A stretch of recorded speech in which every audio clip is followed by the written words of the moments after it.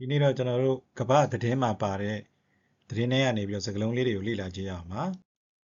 အဲ့တော့ဒီမှာဆိုလို့ရှိရင် BBC သတင်းတစ်ပုဒ်ပါ Iran threatens to attack US forces in Strait of Hormuz ဆိုတဲ့သတင်းမှာ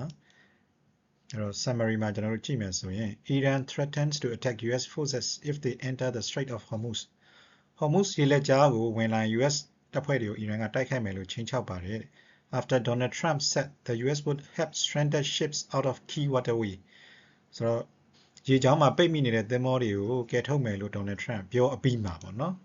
အဲ့တော့ဒီမှာကျွန်တော်တို့လေ့လာဖို့ရတဲ့စကားလုံးက threatens ရှိမယ် stranded ရှိပါမယ်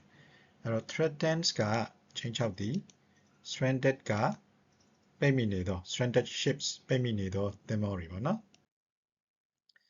နောက်ဒီပိုင်းမှာကြတော့ some 20,000 seafarers and 2,000 ships have been unable to leave the strait since the US-Iran war began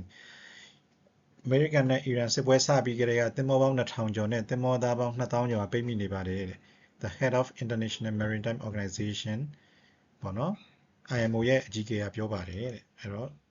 seafarer ဆိုတာက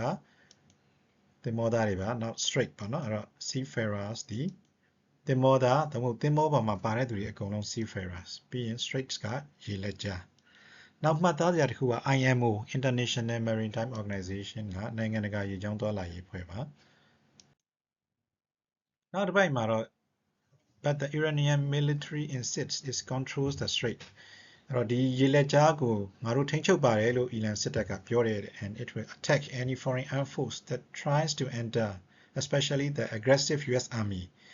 အဲ့တော့ဝင်လာတဲ့ဘယ်သူမှမဆိုတိုက်ခိုက်မယ်တဲ့အထူးသဖြင့်တော့ရန်လိုတဲ့ American စစ်တပ်ပေါ့နော်အဲဒီမှာ insist ရှိမယ် aggressive ရှိမယ် insist ကအခိုင်အမာပြောဆိုသည် aggressive ကရန်လိုသောပေါ့နော်အဲ့တော့နေ့စဉ်သတင်းလေးတွေဖတ်ပြီးတော့ဒီလိုစကားလုံးလေးတွေလေ့လာမယ်ဆိုရင်ကိုယ် vocabulary အများကြီးတိုးလာပါလိမ့်မယ်